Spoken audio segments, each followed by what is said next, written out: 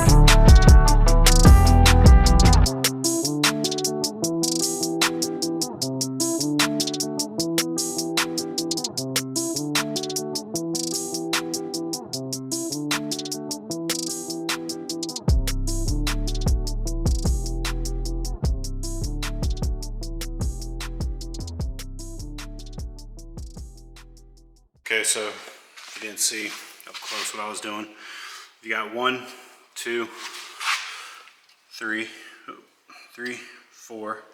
This looks like crap, so I might replace that with that half cut.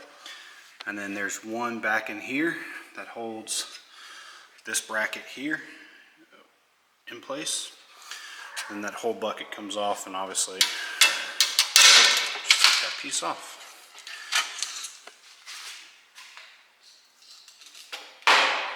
Now to do the other side.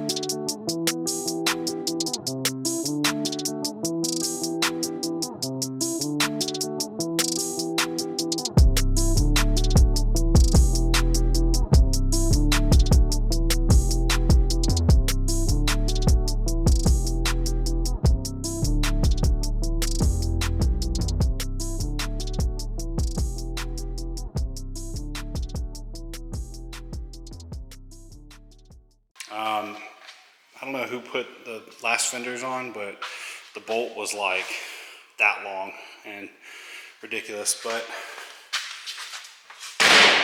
sides in, door's kind of dented here, but you know, it is what it is. I'm gonna have to repaint anyways, because you can definitely see there's two different shades, but that's one side. All right, so down here, I'm gonna try to fit the bumper up and just kind of zip tie it on. Just wanna see what it looks like. These guys, obviously, they're extremely old and brittle. So when you're going and taking it out of here for the bumper support, they're gonna snap. So I'll be replacing those anyways, don't really care. But yeah, all four of those. I got two that fit, so I'm probably gonna pop them back in. Next time I gotta take the bumper off, I'll probably break them. Well, I'm finally done. Battery died on me whenever I was trying to get the hood on and find some bolts for it. So went ahead and quickly put that on. Everything lined up pretty smoothly. I don't think I'm gonna go ahead and put the lights on though. The corner lights and the actual headlights. And then also the bumper, I have all the pieces here, including the markers and little vents. Eventually I'll put those on, but right now I just wanted to make sure everything fit. I kind of haggardly put it together. It's got two little bolts on the bumpers here. I used some of the old fender hardware to mount that, and the old hood hardware just to put the two corners on, or just to put two bolts in, but everything else lined up pretty smoothly. I just need to figure out, watch some videos on how to install the lights, make sure I'm not missing anything. I think I am missing something along here though, because it looks like the bumper top mounts to something, unless that's just that that piece that keeps the bumper from not drooping. But everything else went smoothly. I'll get the door fixed eventually. That's another piece of the puzzle that that I'll have. But if anybody wants any fenders or the silver hood back behind here, I guess I'll put it up for sale. But yeah, that was it. Good install. And talk to you guys later. Bye. The underneath inside here where the headlight is, it's a little rusted, but once I go ahead and find a fab shop, I've got a whole front end sitting right here to cut up and also put onto the car. Getting it all painted and everything, and then hopefully get the car stripped down and to a bare shell, painted all in one color, or I guess the two-tone, so two colors. But I moved on to doing the R32. Went ahead and slapped on the Haltech ECU, which is now mounted safely up under here. We've got the wideband plugged in. Went through, mind the mess, but went through and plugged it all in, made sure everything worked, which it does. But let me get you a better view. So up there, there's a bracket. Can't remember the company's name, but I will insert it into the video the second I can find that link. I think it was OST Dyno or OST Tuning, something like that. I'll find the link, I'll throw it in the video. But a buddy of mine came over, we wired in the wideband a few days ago. Everything turned on, it's running a little rich now. So once I figure out everything I want to do, possibly go ahead and tune it.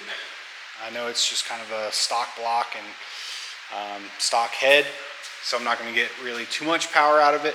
I have some drop-in cams I could throw in there, however, still debating what to do. But I'm going to show you what we've all accomplished. So first off, went with a relay. I just tapped it in with one of the other bolts that were in there, so I wouldn't have to make anything crazy or anything. Wired it in, took the loom from the ECU, ran it through that plug, which is kind of difficult, but this is going to the O2 sensor down there. Yes, I know it's still just dangling. I'm gonna bolt it up and snug it probably on the other side of the frame rail back there. And also running this up through here and down. Only problem is I just didn't want to get too deep in there and risk heating up that wire or melting anything with being so close to the downpipes. The relay here, got it going kind of the same route, tucked under all the fuel stuff, up and through here, through the same spot as the other piece, and then going through that plug as well.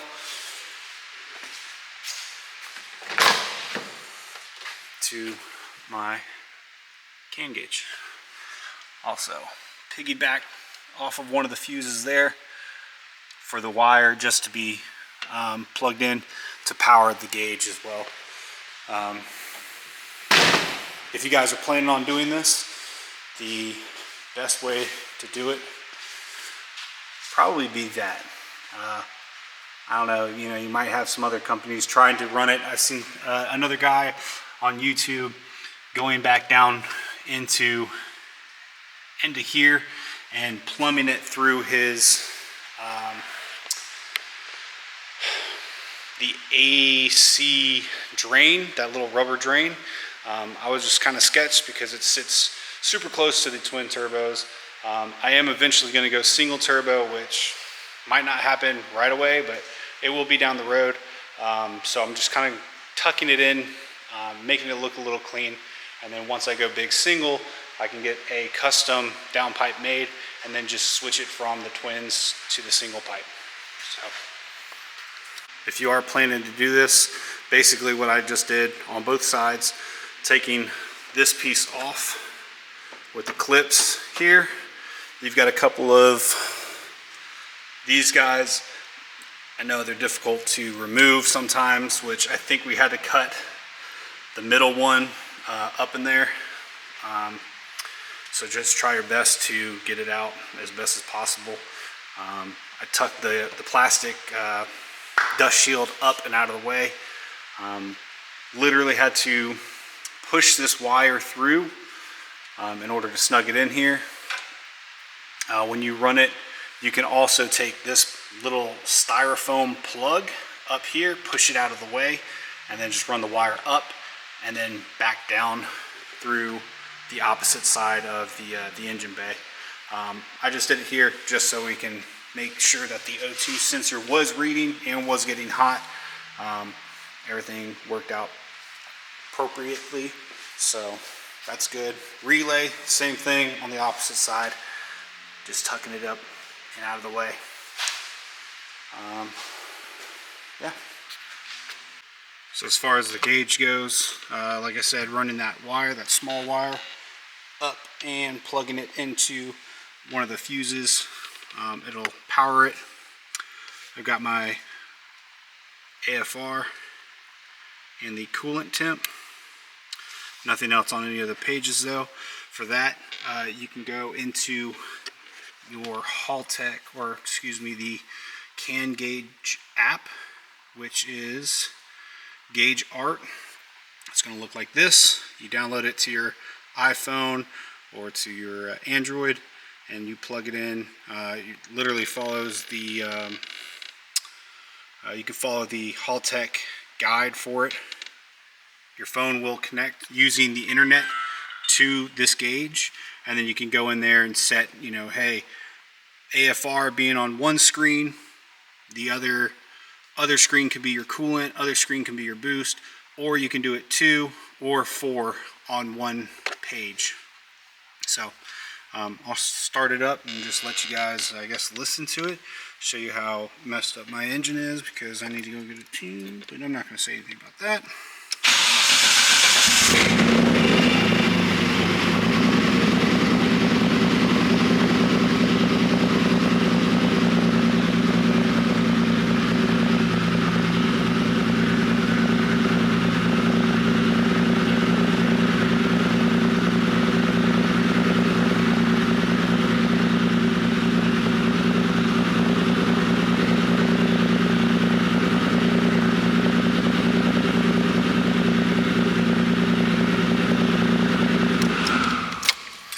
So it all works. Biggest thing for me to do right now, I'm going to put the bottom piece back on the steering column here, and then put my glove box back in. But when I go and get the IC7 dash, I'll probably have to figure out another video showing where I can mount the wideband, because right now the wideband is just going to sit in the glove box until I go IC7 dash and have to get another one. Alright, so I got pretty much everything buttoned up in here. This guy, which was 3D printed by another company. I'm going to have to tag them in there, look them up, but basically all of the top piece was 3D printed for the gauge to fit inside. The bottom piece uses the OEM plastic. I've got the top plastic. I'm not going to throw it away just in case I want to swap them back out or anything crazy. As far as the wiring harness, so everything back on this side, it's perfectly back to normal. Got the dust shield, or the, I guess, the splash guard back in. Everything's bolted up. The issue is going to be on this side. So I'm eventually going to go single turbo. That's going to get rid of all of this stuff. However, I'm not single yet. So the twin turbos underneath that Y pipe has the epoxy Y pipe.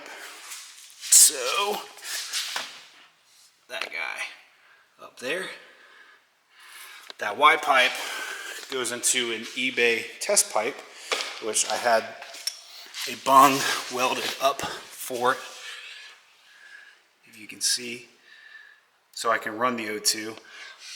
Then the research, a lot of people saying you want 8 inches to 12 inches after the turbos.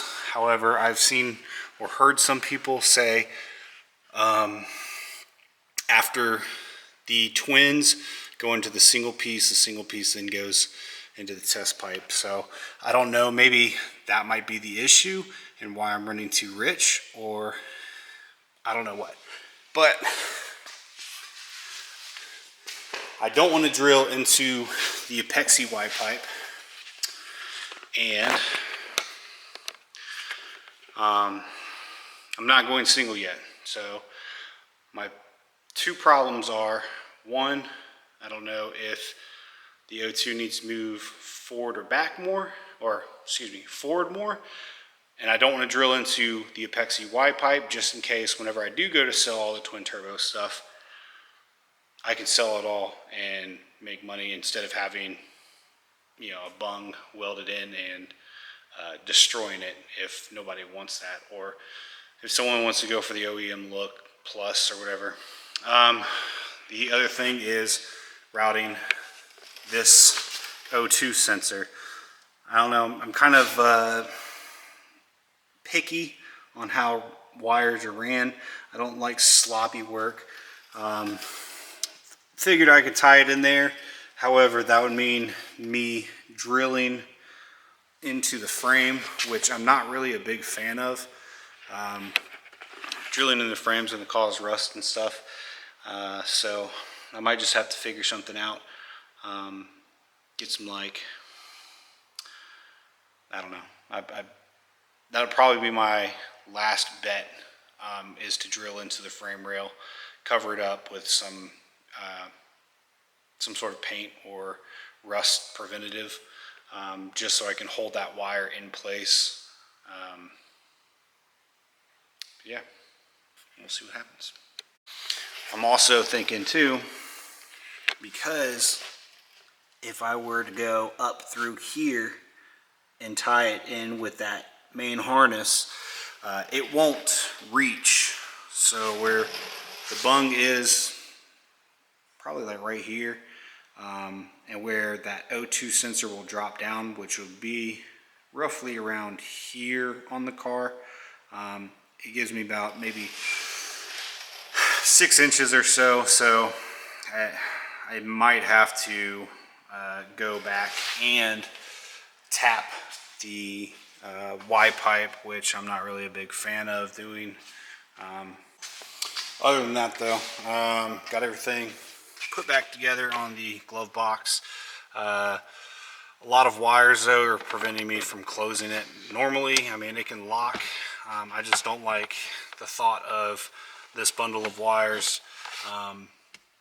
possibly getting pinched or cut because of the closing of the glove box. So I'm just gonna leave that open for right now, figure it out in a little bit.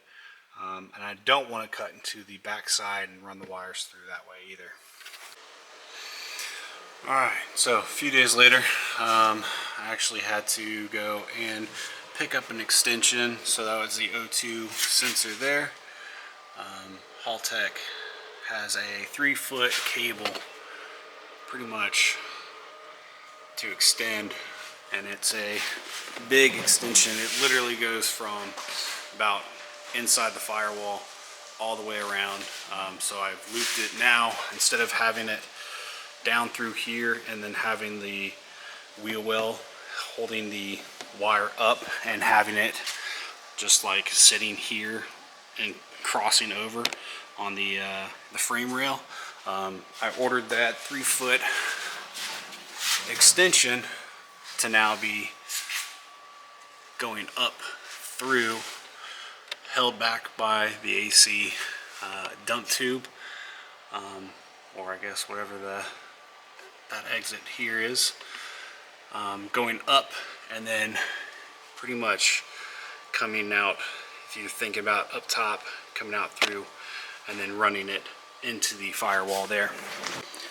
Alright, here's the cable or that extension line running from the top. This is inside the engine bay, but I literally have it going behind there, running down through there, and then coming out.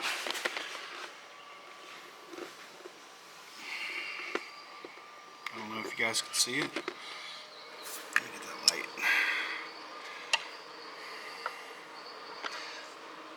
Right in through there. And from there, it goes into the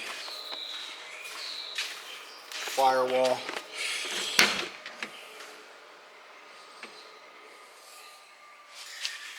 And I fixed it to where it's not hanging over here anymore, so I can finally close this. Right now I'm just going to leave it on the floor for the time being until I can get some guess, better adjustment on the cable. But coming back through that firewall plug, I just kind of pulled the plug out and jammed the end of the cable, which is here, through, pulled all the slack out so it stays tucked up inside that frame rail, and then won't have any problems with it hanging out or anything like that. So that's it. Next I'll be doing a 264 drop-in cams onto the motor, so I will probably be filming that here shortly. But other than that, just getting that wideband in, getting it running. It's still sitting at the 10.5, 10.9 area of the wideband or the AFR, so I will have to go get it tuned. But I figured just doing drop-in cams, then getting it tuned, I won't have any issues with you know, tuning it once and then going back and then having to tune it again. So, yep, that's it. I will see you guys next time. Bye.